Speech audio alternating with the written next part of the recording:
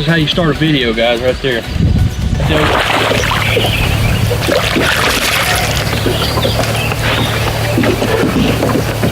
No. There, right.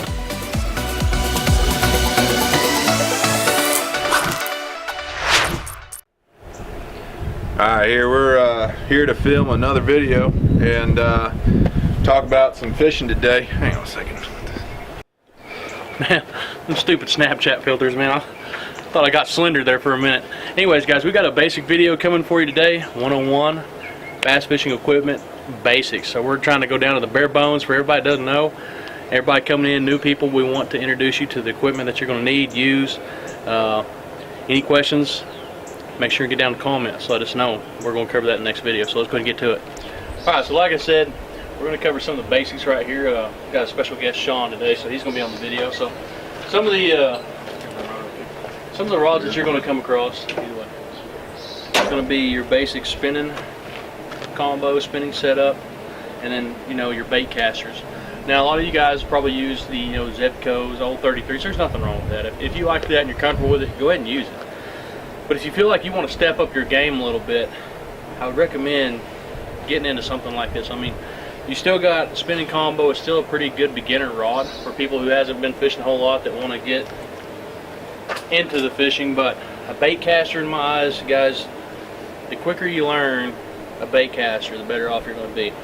You can just throw so much more baits. I mean, with ease, you can flip, you can make longer casts, and right out of the gate, I'll show you something right now that's going to hopefully make sense. Your spool and your line are coming off even with the reel. So with that being said, the spinning reels are all sideways, the old 33 stuff like that, they're all sideways. So the more that line twists going on the spool, you're going to run into knots. Your line's going to twist up. It's why it's always twirled at the end and during the line. So that causes problems over time. With these bait casters, you're not really going to see that a whole lot because the line runs with the rod. So we'll get into a few more basics with that now. What are you looking for when you go to pick out a rod? Say I just use some combo to get together. When I start trying to piece together a pole that would be good for fishing or setup, because there's so many different types of pole lengths and weights and stuff like that. So what's a good general, just basic setup to look for? Depending on the rod, I would probably work on a more medium to heavy rod if you're just starting out. You don't want something real flimsy, something that a lot of times that you might buy at Walmart might be a little bit more flimsy. I'm not saying that they don't got a good rod. You get in there and you might feel and find a good one. But more than likely you want to feel that rod. You don't want it to be like a broomstick, but you don't want it to be bending halfway down the rod either whenever you go to check, see how much flexibility it's got, how much bend, because just starting out, a new baits that I would recommend off the bat is going to be shaky heads, Texas rig, jigs, that stuff. So you're going to want something with a little bit more backbone, and you want your rod bend to actually be a little bit higher up on the rod. So we'll go ahead and show you on that. If you got time, you can look at a rod. You can see right there where the bend starts. You can see that it's starting back about the third and fourth eye. So that right there would be a pretty good starting rod for what I would say. What about on length? Length, it all varies. I mean, if you're a smaller guy, then I'd probably recommend maybe like a 6 foot, 6'6". That doesn't say that you can't throw a taller rod, but I have found, different times, depending on whether you're bank fishing or whatever, sometimes that smaller rod is better. And along with, castability and just, having less rod to deal with sometimes is a little bit better, and, you can kind of pinpoint your shots a little bit whenever you're trying to learn to cast. What about reels? What do we look for? I know you have gear ratio numbers and kind of different stuff like that they use to compare. How do I know what's a good range to go in? The gear ratios are all dependent on what I guess it really isn't going to matter at this point in time. A good general average of what I would say would probably be like a 6'5", 6'3" to 1. And all that means, it's a lot of numbers, it's really confusing, but all that means is for every turn that you turn that handle, one full turn, say if it's a 6'3" to 1. So every one crank that you do with that handle, the spool is going to turn 6.3 times. So all that means is the faster it is. Now, there's different types of baits, if I'm fishing jigs, like my personal rod that I fish jigs on, it's going to be an 8'3" to 1. And the only reason is because I'm trying to cover a lot of water and I'm trying to Now, just starting out 6'3", in that area, 7'1", like that's fine. You'll learn over time, what you're more comfortable with. I mean, we can go plumb down to the bare extremes with my 5'3" to 1, where I'd fish a big, 10XD crankbait or a large crankbait, and I mean that's going to be a lot of pull and a lot of force against that reel. So, I mean, the basic way that you want to get it in your mind is if you rode a bicycle before, and, if you got it in a gear that makes you go faster, high-speed gear. If you go up a steep hill, it's going to be harder to pedal up. Okay, so a lower gear reel or bike is going to be easier to reel up, but it's going to go slower. So that's kind of the basics that you want to get in your mind. I mean, if you want to be able to kind of see what's going on there with the gear ratios, that's kind of the idea. Does that kind of depend, I guess, on what baits you're fishing? Kind of how fast you want it to go through the water? And like I said, I mean, there might be times that, like I'm the world's worst at getting in a hurry. So, I mean, if I'm fishing crankbaits or I'm fishing, smaller crankbaits or spinner baits, chatterbaits, sometimes, I might get in a hurry and I'm just burning the water up too much. And there's time and a place for that. Fish might want it really fast. I mean, you're not going to outrun a bass, I promise. There might be time you need to keep it there just a little bit longer to go ahead and get that bite. So, when you're doing that, sometimes I might be better off with a slower reel just to slow me down when I'm fishing, because I do get in a hurry sometimes. So it's just off whoever's fishing. Okay. So say I go ahead, I'm used to, fishing, a spinner type rod and reel setup, and I go ahead and I get a Baitcaster, but a lot of people tell me, like, you got to practice a lot, worry about what they call bird nesting, where it gets all tangled up and stuff like that. So how does somebody go, from switching from a spinner where they're used to maybe pushing the button and casting and not really getting tangled up, to switching to a Baitcaster is completely different than what they're used to? Well, I'm glad you asked. The best way to show that is just to actually do it. So let's get over here and see if we can go practice that. Okay, so if you're making the switch to a Baitcaster, this is going to be your standard Baitcaster. Okay, this is going to be kind of like your brake over here. It's going to help slow down the spool, as well as this, your tension and knob. Okay, this is going to be one of the most important knobs on your Baitcaster. So, this little turn right here, this is going to be for your drag. So this is where your drag is all going to be set. You turn it to the left, it gets looser, turn it to the right, it gets tighter. So you're going to change that off of your line. You don't want to be all the way cranked down with 10-pound test line, because obviously the line's going to break. But adjust that to where you got a steady pull and you don't think you're going to mess your line up or break your line. So with this knob here, you can loosen it up, it'll spin faster, tighten it down, and it spins slower. So if I was just starting out, what I would recommend is kind of work it on the tighter side to where it spins a little slower. And then over time, as you practice and you start to get more comfortable, you can get it to where it's a little faster. So we'll go ahead and tighten it down and make a few casts, kind of show you some of the general basics. Alright, so some of the casts that you might want to make, some of the easiest ones would just be a cast from the side. And like I said, this reel here, this spool is going to spin freely.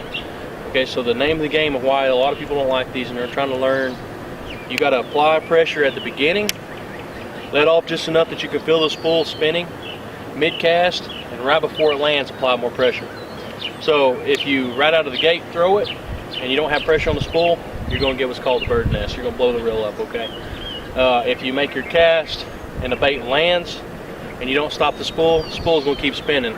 And that's what happens when you bird nest, okay? So your line's coming off, there's nothing to slow your reel down, it's spinning.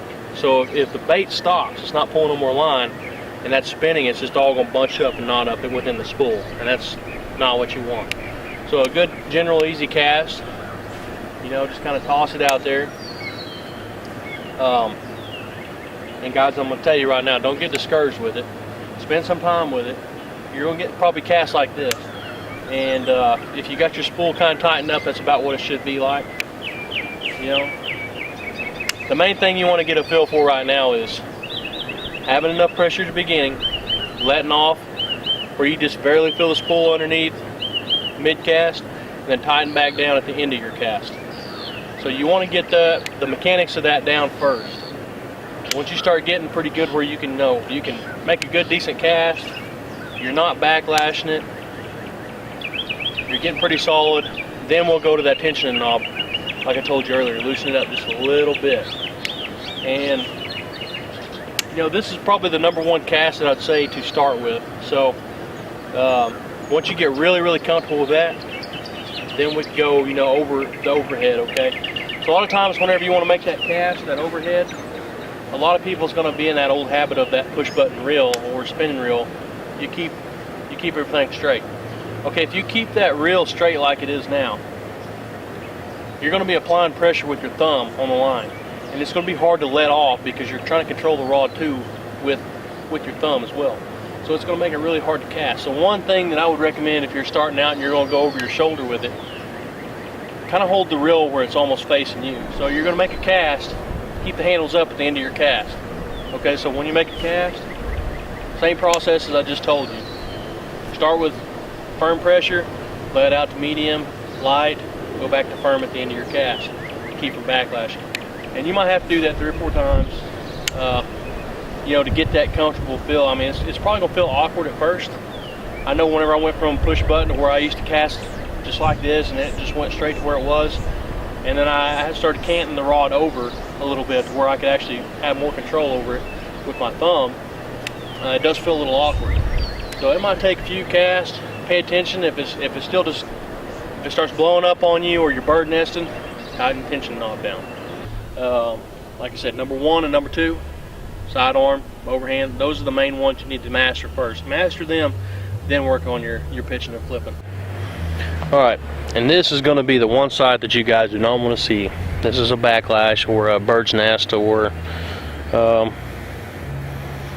the other words for it. You know, I'm not really going to go into that on camera because they're not very nice words on camera, but you're going to hear them when people does this. So as you can see, there's actually loops in there holding that line.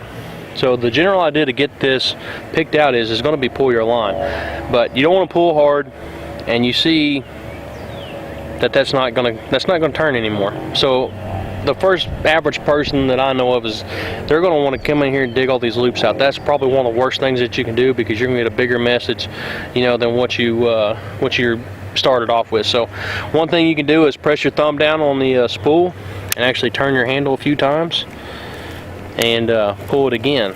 And a lot of times that'll work out. That'll work your knot out to where it's got the loops around the line. So I'll see if I can get one more backlash in here and see if we can get a little worse knot, and we'll show you again.